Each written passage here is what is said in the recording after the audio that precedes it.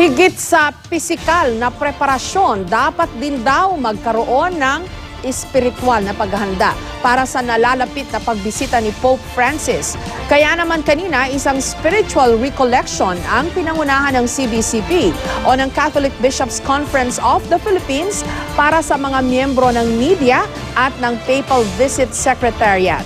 May report si Cesar Apolinario.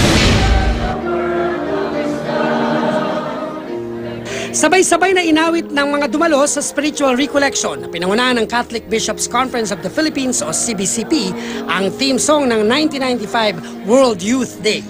Kasunod ito ng isang misa na pinangunahan ni Manila Archbishop Luis Antonio Cardinal Tagle. Mahigit 300 ang dumalo sa recollection na binubuo ng mga miyembro ng media at Papal Visit Secretariat. Bahagi pa rin ito ng paghahanda para sa pagbisita sa bansa ni Pope Francis sa susunod na buwan.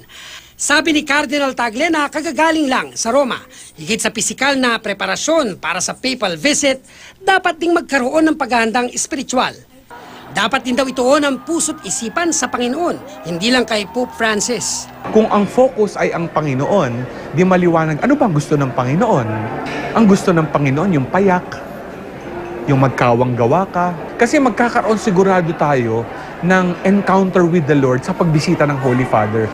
Hinikayat din ni Cardinal Tagle ang lahat na isa-puso ang tema ng papal visit na mercy and compassion. Ito raw ang pagkakataon nating mga Pilipino na ipakita sa Santo Papa ang diwa ng bayanihan at pagmamalasakit nating mga Pilipino.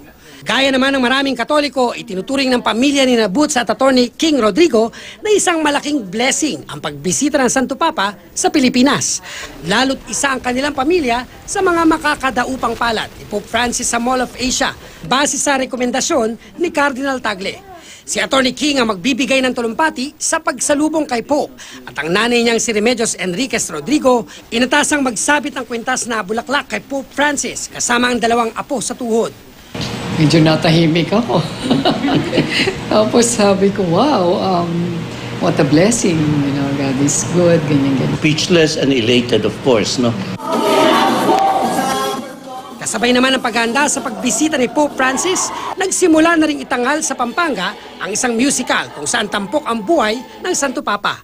Pinangunahan ng Teatro Kapampangan ang pagkatanghal na binubuo ng mga pari, estudyante at iba pang stage actors.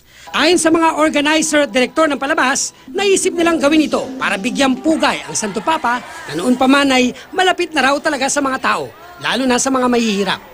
Hindi raw nila ito ginawa para mapansin o bisitahin sila ni Pope Francis. Layon lang daw nilang ipalaganap ang inspirasyon ng Santo Papa at kung paano siya nananatiling simple at mapagkumbaba.